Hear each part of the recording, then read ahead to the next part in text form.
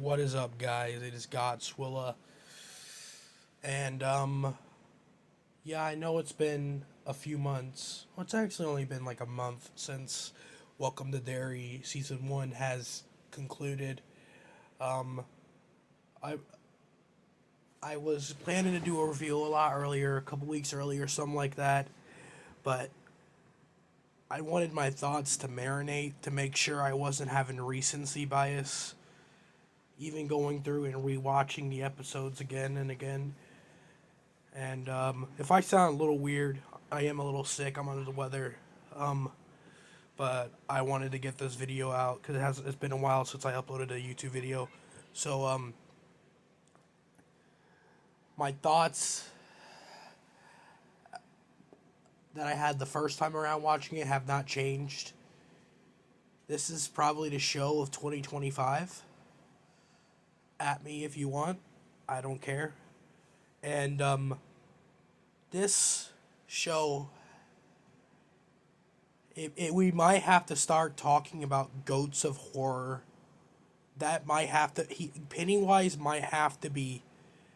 We might have to put him in that conversation with the Michael Myers and the Jason Voorhees and the Chuckies. We might just have to put him in those conversations. I'm sorry. Bill Skarsgård, what he does with this role, and what he does different, and what he does, I don't even know how to explain it. He he perfectly encapsulates what Pennywise should be, what it should be, and I can't say enough good things. I honestly think he should be an Oscar, and if not, bare minimum Oscar nominated for this role. I'm sorry. They I hate that they don't put horror into question because there's a lot of good actors in horror that never got that credit, and I feel like Bill Skarsgård is one of them. Um, the way he just articulates his way as Pennywise, the way he speaks, the way he you could tell this dude as we're seeing this as it plays out, you can tell this dude is having a time of his life being Pennywise.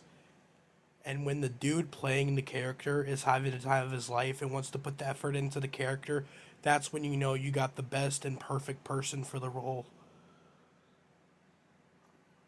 I just wanted to start the video out by saying Pennywise is he's got to be in those goat conversations now. I'm sorry.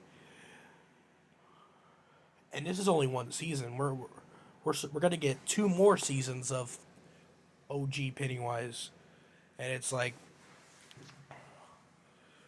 it's just I just I just can't put in the words how great. And the thing is, he's in basically the back half of the season. Like he doesn't even show up as Pennywise until episode 5. So half of the season he is absent. I mean, it is still terrorizing, killing people and stuff, but he isn't doing it as the clown. He's doing it in other forms. So it's like he was there for that short amount of time, those couple episodes, or like the back half of the season, and it still was perfect, still was great. I There was filler episodes in this show for sure. Episode 6 was definitely more of a filler, but even in the filler, you still get intel on Pennywise. You still get the info. There's still purpose, even though it's filler. I never thought that would be possible with filler episodes. Um, and then episodes 7 and 8 are just chef kisses. They really bring it all together. Um, so I'm not gonna tell I'm gonna tell the base of the plot. I'm not gonna go into episode by episode, but I will like take some moments from each episode that I felt they needed some love. They needed to be said, and yeah. So episode 1, they definitely kicked it off with a bang, 100%. You got all these kids And you're thinking, okay, these are going to be our guys for the remaining of the show. No, only two of them out of five survive. This motherfucker Pennywise ate three out of five, including a little girl. And when that happened, uh oh, that like, and this is just episode one, mind you, and we're going this crazy. For episode one, it or Pennywise uses the form of this giant bat baby thing. And it is creepy, to say the least. I was like, we watched, the way it came out was this woman that it was using the form of gave birth to it. It was just disturbing. And I'm like, sheesh. It is something. It's disgusting, and it's definitely something it would do. That is not out of character for it. He just he likes to pop himself, and he's just that guy. That it just seems like something he would do, 100%. So it's like it just worked. So episode one really kicked things off with a bang. It's like you know where this is going, but then it just gets shut down instantly. Most of the kids die, and we're left with two of them that will be part of our main guys for the rest of the show. But it isn't even just about the kids, though. There is another storyline that begins in episode one with Mr. Hanlon, and you're saying, Mr. Hanlon? Yes, we're talking about Mike's from the OG It movies, It Chapter 1, his grandfather. And we get a story started between him and his son, Will Hanlon, and it's all coming together. The family tree of trauma from what they've experienced with Pennywise or It. So it's like, wow. So it's like, it's just little things like that. It will bring the show together. It would make it make sense.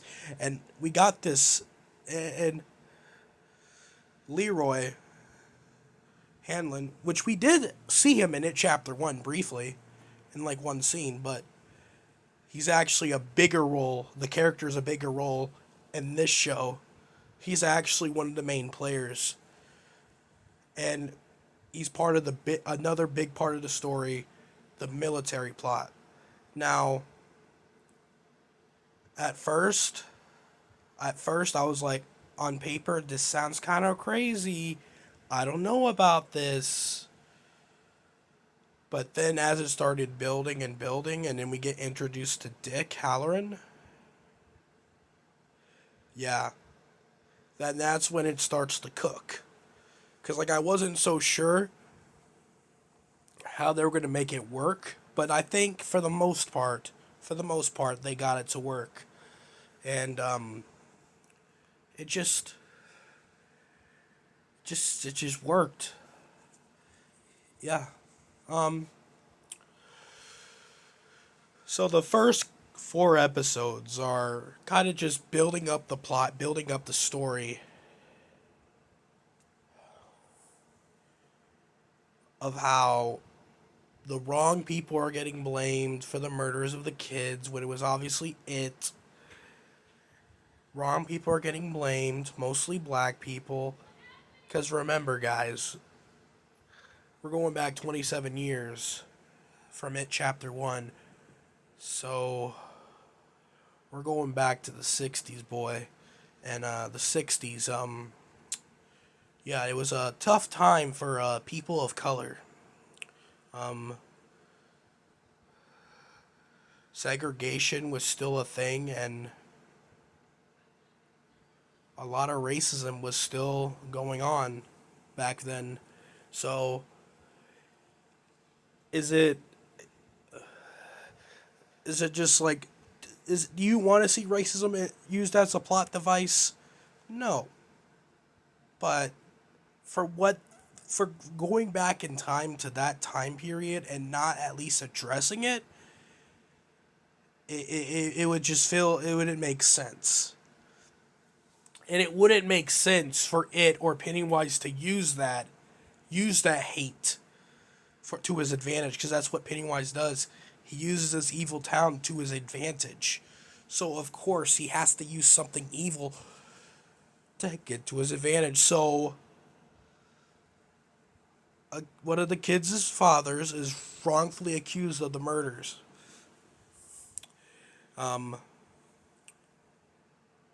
He wasn't at the house when the murders at the movie theater take place. Even though he says he was there, he was lying. But he's not lying in that he killed the kids. He didn't kill the kids, obviously, but he was having an affair with a white married woman. And we'll get to her later on, because she, ooh. And back then, you would rather murder somebody than get caught in an interracial relationship. You would rather murder somebody. That's just, which is just insane. But you know, the times were just, man. The fact that it was still going on that bad into the 60s is just beyond me. But you know, people are just ignorant. But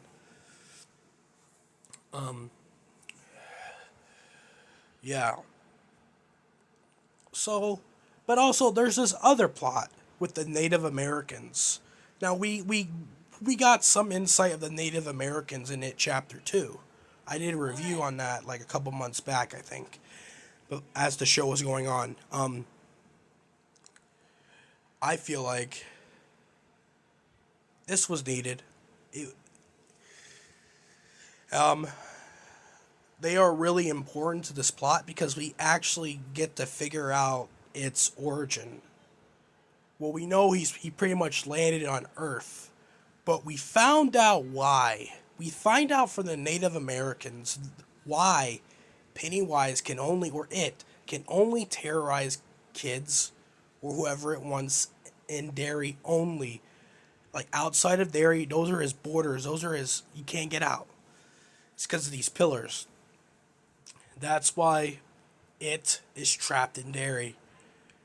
But even with that said, he still has so much power. If you're in Derry, you're in its world now. You're in its domain. It's his world. It's a world separate from anything else. Because when you leave, it's well known that you pretty much forget all your experiences, whether if they were good or bad. So it's like, yeah. So, and like the Native American storyline and the military storyline is pretty much combined in one. They pretty much, it coincides with each other. We find out the military wants to use it as a pretty much a nuke, essentially, as a weapon on its enemies, like a Russia or whatever. Just use it on the enemies for war as a nuke, essentially, to create fear. So don't fuck with us because we got this thing that can eat you and shit. That's what we think. That's what the leader of the military says. That's what they say. But no. It's not even about that. We find out later. And we figure out the origins of why it uses the form of Pennywise. See, let me tell you this story. Pennywise was once a clown. He was just a normal clown, normal dude. Bob Gray. He's a depressed father that lost his wife and really cares about his daughter, right? for his type of clown, a more depressing performance isn't. It's odd, but it's not like out of the realm of possibility. So it's like, and it sees this. He sees how the kids are drawn to him as Pennywise, and all the makeup and stuff. And Bill Skarsgård's playing the role. Like it looks like Pennywise, but it's like he's got like a cap on his head, so it's like, yeah, it was perfect. Bill Skarsgård crushed it, crushed it. So we discovered the origin. Because it basically lured Bob Gray to his death, and then from then on, it used the form of Bob Gray as Pennywise, and then the daughter, years later, finds it. Not intentionally, might I add. A little girl has been tormented by it slash Pennywise, and she pretty much gets led to her death. But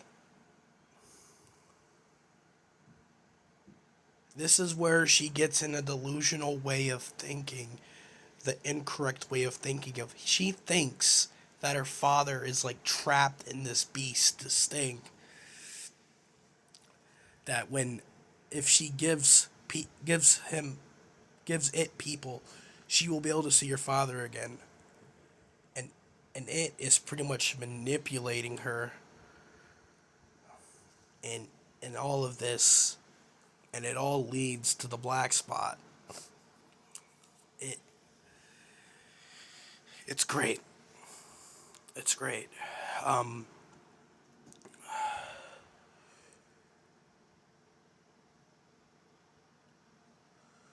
and before we get into the final act here of this review, to this point, like before episode 7, I was really enjoying the show. I I like, you never want to have too high of expectations, or else you're going to be disappointed. But to this point, my expectations were being met and then some, because I was I was falling in love with the series. It seemed like the people making it actually gave a fuck. So kudos to the creators. Um,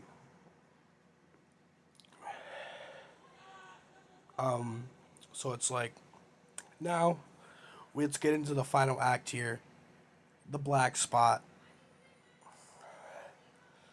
and sheesh, a lot of death, a lot of racism, a lot of Pennywise taking advantage of fear that is created of his own doings.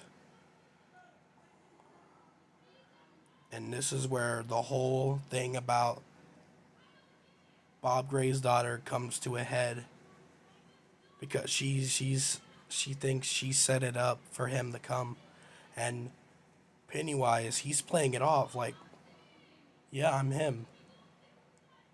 And they hug, and it seems like it's going well. And but then she realizes it's not really Bob Gray. It's something else. And then Pennywise, being the biggest rage baiter of all mankind, taunts her. And then eventually, for the first time in the series, he uses the deadlights. Wow.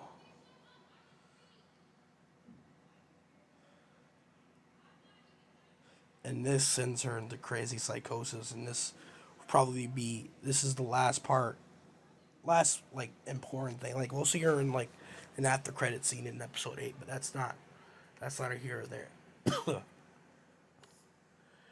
The black spot to me is it it just we built it from the end of episode 6.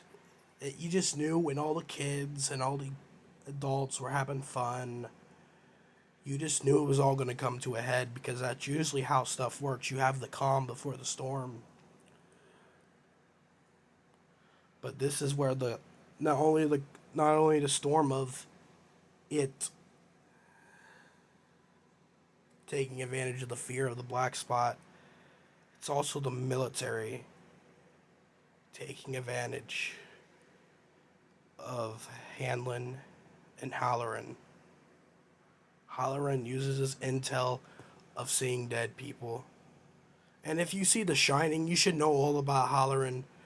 He is a shiner similar to he it's all connected in the Stephen King universe, so it's like yeah. Um they find one of the pillars, and instead of doing what they said, researching it so they can do something. I don't even know how they were going to send it to Russia or whatever. If that was their plan anyway, obviously it wasn't. But instead, they decide, oh, we're just going to burn the pillar, just destroy the pillar. You're going to dump it into lava? So, this motherfucker Pennywise just got done chomping, having the chomp of his life.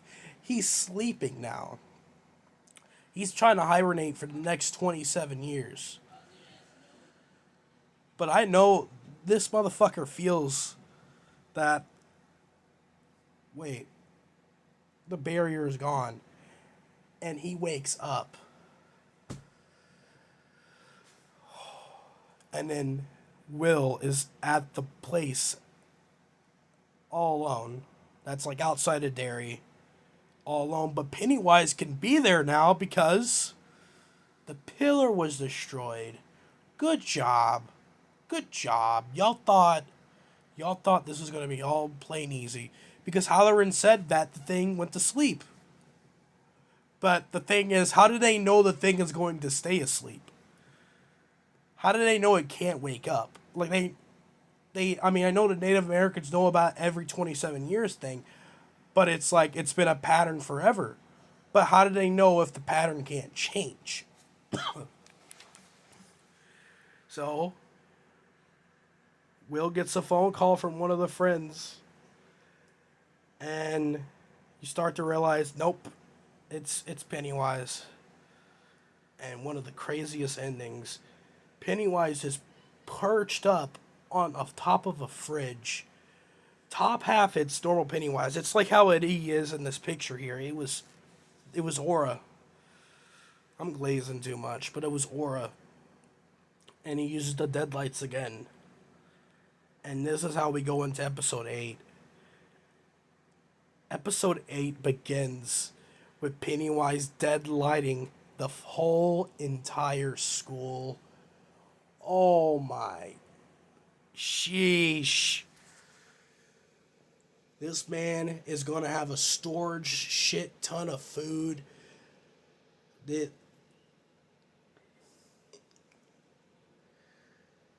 he's going to somehow fit it in this small clown carriage. There's actually a funny scene where he's playing the trombone. And it's so goofy. I mean, he is a clown after all, so he's kind of got to be goofy. So, and this is where all the stories, the Native Americans, the military, and the kid's story all come together, because they all come together to save their friend, their son. And they got to put the dagger that was found earlier in episode 5, in the first episode that Pennywise appeared in. The dagger that is Pennywise's weakness, his kryptonite. Kind of like how it's like Superman and his kryptonite. That's Pennywise's kryptonite, that dagger. But the small issue about the dagger is it will change your mind. It will make you a crazy person, as we find out with one of the kids. And they have to knock some sense at her. Be like, no, this isn't you. It's the dagger changing you. So, one of the Native American people, and Leroy go to take the dagger to the point where it will prevent it from crossing the border. And the craziest thing happened in episode 82. This big storm that made everything so cold and ice. I don't know who thought that would, like, whoever thought of that, they're a genius. It just adds well to the environment. So, yeah. And, lo and behold, the military are there. They shoot them both. The Native American guy dies. And, Leroy tells his son Will and his friends to go put the dagger and push it to the point. But meanwhile here, Dick Halloran is having a tussle with Pennywise. Dick Halloran's in Pennywise's mind. Like, he did it before, and I think episode 3? 3 or 4, something like that. And he's doing it again, and he created this thing where he's in this thing, and it's like back in 1907, where like everyone's saying he's Bob Gray and stuff. And Pennywise is so confused. He's like, I'm not Bob Gray. He's just so confused. The way Bill Skarsgård plays this part, it's so well, it's so goofy. He's like, I'm a god. I'm an eater of worlds. And then he gets the shit slapped out of him. He slapped Pennywise so hard that it confused him. But then, of course, Pennywise figures out it was a ruse by Dick. And as the military has them at gunpoint, the leader of the military has already approached Pennywise and was like telling him, you're free to go. And Pennywise, with his devious smile, walks off, but he's sniffing him. He's sniffing him, sniffing him like he's about to. And then he recognizes the smell. Sheesh. If you smell the same, borderline 50-something years later, sheesh, man, you got it, bro. You got it. You got it, bro. And then Pennywise just eats them, the most deserved eaten ever. And it just all builds up to the kids putting the dagger into the tree, preventing Pennywise from completing his master plan. But before we get to the ending, Pennywise revealed something huge that he can do, or possibly can do. Either way, Pennywise can tell the future. Because he gets one of the kids, and he pretty much tells them that their kid and a group of his friends will kill him. And he's obviously referring to It Chapter 2. So this could mean a plethora of things. Pennywise can time travel. We know Pennywise can tell the future, bare minimum. And